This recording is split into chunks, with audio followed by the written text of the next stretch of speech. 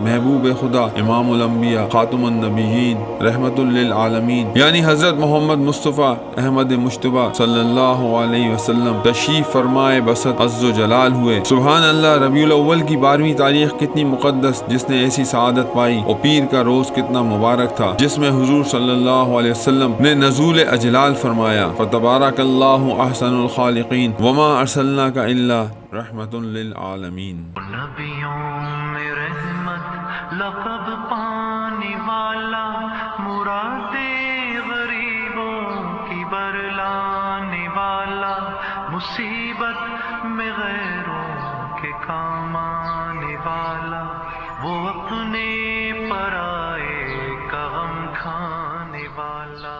اسی روز صبح کے وقت مکے سے سینکڑوں میل دور ایک یہودی عالم ایک ٹیلے پر چڑھ کر پکارنے لگا، اے یہودیو، اے یہودیو۔ یہودی یہ آواز سن کر وہاں جمع ہو گئے تو اس نے کہا، آج رات پیغمبر آخر الزماں احمد کا ستارہ طلوع ہو گیا ہے اور وہ اس دنیا میں تشریف لا چکے ہیں۔ اور اسی روز مکے میں ایک یہودی نے اپنے قریشی دوستوں سے پوچھا، قریشیوں کہ آج تمہارے قبیلے میں کوئی بچہ پیدا ہوا ہے؟ قریشیوں نے کہا، ہمیں معلوم نہیں ہے۔ یہودی نے جواب دیا، میں تمہیں بتلاتا ہوں کہ آج دنیا کے آخری امت کا نبی پیدا ہوا ہے۔ اب قریشیوں نے تحقیق کی تو پتہ چلا کہ عبد المطلب کے یہاں پوتا ہوا ہے۔ قریشیوں نے اس یہودی کو بتلایا تو اس نے آ کر آپ کی زیارت کی اور کہا، قریشیوں تمہیں مبارک ہو، اس بچے سے تمہیں مشرق اور مغرب میں زبردست شہرت ملے گی۔ عبد المطلب کو جیسے ہی پوتے کی خبر ملی وہ فوراً آئے اور آپ کو گود میں لے کر پیار کیا۔ پھر وہ آپ کو لے کر حرم میں گئے اور آپ کو گود میں لے کر بیت اللہ کا طواف کیا۔ ملک شام کا ایک یہودی عیس مکے سے کچھ فاصلے پر رہتا تھا۔ وہ جب بھی کسی کام سے مکہ آتا، وہاں کے لوگوں سے ملتا تو ان سے کہتا کہ بہت قریب کے زمانے میں تمہارے درمیان ایک بچہ پیدا ہوگا، سارا عرب اس کے راستے پر چلے گا، سب اس کے سامنے ذلیل اور پست ہو جائے گا، وہ عجم اور اس کے شہروں کا بھی مالک ہو جائے گا۔ مزید ویڈیوز کے لیے ویڈیو کو لائک اور چینل کو سبسکرائب کرنا نہ بھولیں۔ یہی اس کا زمانہ ہے۔ جو اس کی نبوت کے زمانے کو پائے گا اور اس کی پیروی کرے گا وہ اپنے مقصد میں کامیاب ہوگا۔ جس خیر اور بھلائی کی وہ امید کرتا ہے وہ اس کو حاصل ہو گیا، اور جو شخص اس کی نبوت کا زمانہ پائے گا مگر اس کی مخالفت کرے گا وہ اپنے مقصد اور آرزوؤں میں ناکام ہوگا۔ مکہ معظمہ میں جو بھی بچہ پیدا ہوتا وہ یہودی اس بچے کے بارے میں تحقیق کرتا اور کہتا ابھی وہ بچہ پیدا نہیں ہوا۔ آخر جب نبی کریم صلی اللہ علیہ وسلم اس دنیا میں تشریف لائے تو عبد المطلب اپنے گھر سے نکل کر اس یہودی کے پاس پہنچے۔ اس کی عبادت گاہ کے دروازے پر پہنچ کر انہوں نے آواز دی۔ ایس نے پوچھا کون ہے؟ تو انہوں نے اپنا نام بتایا۔ اس نے انہیں دیکھا پھر بولا، ہاں تم ہی اس کے باپ ہو سکتے ہو، بے شک وہ بچہ پیدا ہو گیا ہے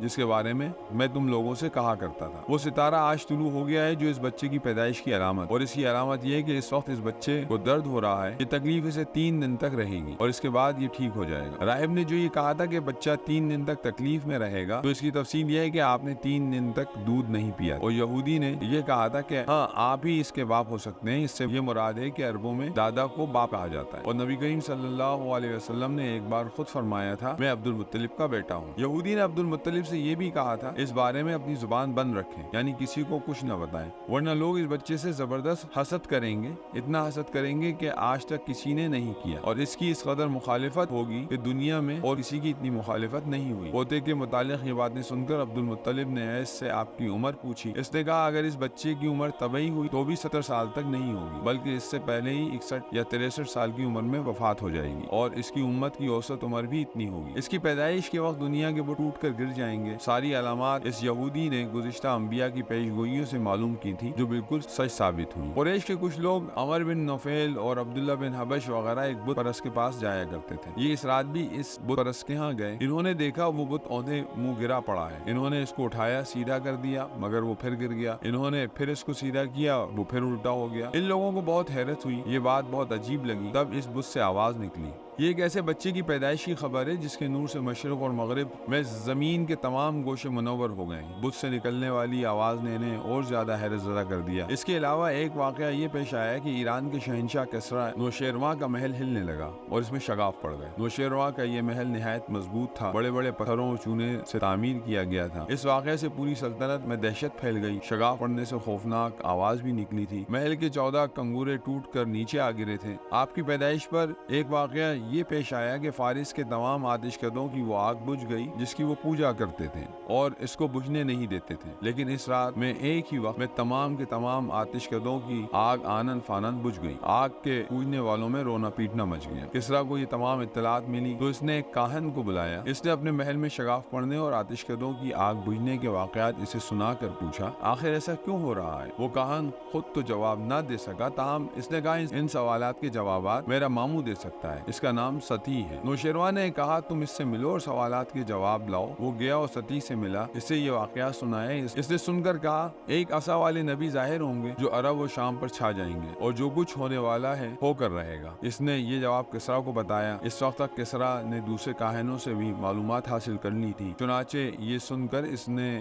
کہا پھر ابھی وہ وقت آنے میں دیر ہے، یعنی ان کا غلبہ میرے بعد ہوگا۔ پیدائش کے 7ویں دن عبد المطلب نے آپ کا عقیقہ کیا اور نام محمد رکھا۔ عربوں میں اس سے پہلے یہ نام کسی کا نہیں رکھا گیا تھا۔ قریش کو یہ نام عجیب سا لگا، چنانچہ کچھ لوگوں نے پوچھا اے عبد المطلب، کیا وجہ ہے کہ تم نے اس بچے کا نام اس کے باپ دادا کے نام پر نہیں رکھا بلکہ محمد رکھا ہے، اور یہ نام نہ تمہارے باپ دادا میں سے کسی کا ہے نہ تمہاری قوم میں سے کسی کا ہے؟ عبد المطلب نے انہیں جواب دیا میری تمنا ہے کہ آسمانوں میں اللہ تعالیٰ اس بچے کی تعریف فرمائے اور زمین پر لوگ اس کی تعریف کریں۔ محمد کے معنی ہیں جس کی بہت زیادہ تعریف کی جائے۔ اسی طرح والدہ کی طرف سے آپ کا نام احمد رکھا گیا۔ احمد نام بھی اس سے پہلے کسی کا نہیں رکھا گیا تھا، یہ کہ ان دونوں ناموں کی اللہ تعالیٰ نے حفاظت کی اور کوئی بھی یہ نام نہ مٹا سکا۔ احمد کا مطلب ہے سب سے زیادہ تعریف کرنے والا۔ علامہ سہیلی نے لکھا ہے کہ آپ احمد پہلے ہیں اور محمد بعد میں، یعنی آپ کی تعریف دوسروں نے بعد میں کی، اس سے پہلے آپ کی شان یہ ہے آپ اللہ تعالیٰ کی سب سے زیادہ حمد و ثنا کرنے والے ہیں۔ قرآنی کتابوں میں آپ کا نام احمد ذکر کیا گیا۔ اپنی والدہ کے بعد آپ نے پہلے صوبیہ کا دودھ پیا۔ صوبیہ نبی کریم صلی اللہ علیہ وسلم کے چچا ابو لہب کی بانی تھی۔ انہوں نے ابو لہب کو بھتیجے کی خوشخبری سنائی تھی، اس نے خوشی میں آپ کو آزاد کر دیا تھا۔ آپ کی والدہ نے آپ کو صرف 9 دن تک دودھ پلایا، ان کے بعد صوبیہ نے پلایا۔ اس زمانے میں عرب کا دستور یہ تھا کہ جب ان کے ہاں کوئی بچہ ہوتا تو وہ دیہات سے آنے والی دایاؤں کے حوالے کر دیتے تھے تاکہ دیہات میں بچے کی نشو و نما بہتر ہو اور وہ خالص عربی زبان سیکھ لے۔ دایاؤں کا قافلہ مکے میں داخل ہوا، انہوں نے ان گھروں کی تلاش شروع کی جن میں بچے پیدا ہوئے تھے۔ اس طرح بہت سی دایائیں جناب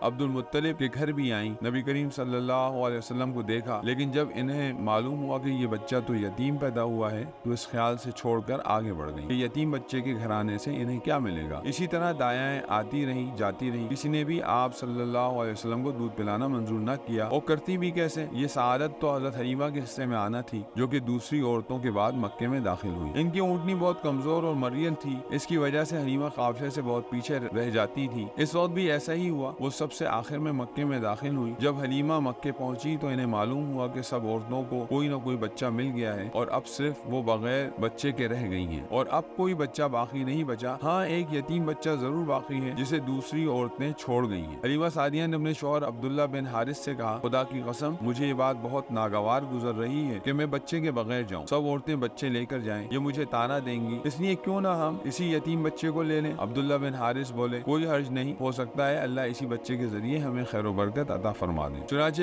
حضرت حلیمہ سعدیہ عبد المطلب کے گھر گئیں۔ جناب عبد المطلب اور حضرت آمنہ نے انہیں خوش آمدید کہا، پھر آمنہ انہیں بچے کے پاس لے آئیں۔ آپ اس وقت ایک اونی چادر میں لپٹے ہوئے تھے، وہ چادر سفید رنگ کی تھی، آپ کے نیچے ایک سبز رنگ کا ریشمی کپڑا تھا، آپ سیدھے لیٹے ہوئے تھے، آپ کی سانس کی آواز کے ساتھ مشک کی سی خوشبو نکل کر پھیل رہی تھی۔ حلیمہ سعدیہ آپ کے حسن و جمال کو دیکھ کر حیرت زدہ رہ گئیں۔ آپ اس وقت سوئے ہوئے تھے، انہوں نے جگانا مناسب نہ سمجھا، لیکن جو ہی انہوں نے پیار سے اپنا ہاتھ آپ صلی اللہ علیہ وسلم کے سینے پر رکھا، مسکرا دیے اور آنکھیں کھول کر ان کی طرف دیکھنے لگے۔ حضرت حلیمہ سعدیہ فرماتی ہیں میں نے دیکھا کہ آپ کی آنکھوں سے ایک نور نکلا جو آسمان تک پہنچ گیا، میں نے آپ کو گود میں اٹھا کر آپ کی دونوں آنکھوں کی درمیانی جگہ پر پیار کیا، پھر میں نے آپ کی والدہ اور عبد المطلب سے اجازت چاہی، بچے کو لے کر قافلے میں آئی، میں نے آپ کو دودھ پلانے کے لیے گود میں لٹایا تو آپ دائیں طرف سے دودھ پینے لگے، پہلے میں نے بائیں طرف سے دودھ پلانا چاہا لیکن آپ نے اس طرف سے دودھ نہ پیا، دائیں طرف سے آپ فوراً دودھ پینے لگے، بعد میں بھی آپ کی یہی عادت رہی، آپ صرف دائیں طرف سے دودھ پیتے رہے، بائیں طرف سے میرا بچہ دودھ پیتا رہا، پھر قافلہ روانہ ہوا۔ حلیمہ سعدیہ فرماتی ہیں میں اپنی اونٹنی پر سوار ہوئی، آپ کو ساتھ لیا، اب جو ہماری اونٹنی چلی تو اس قدر تیز چلی کہ پورے قافلے کی سواریوں کو پیچھے چھوڑ دیا۔ مزید ویڈیوز کے لیے ویڈیو کو لائک اور چینل کو سبسکرائب کرنا نہ بھولیں۔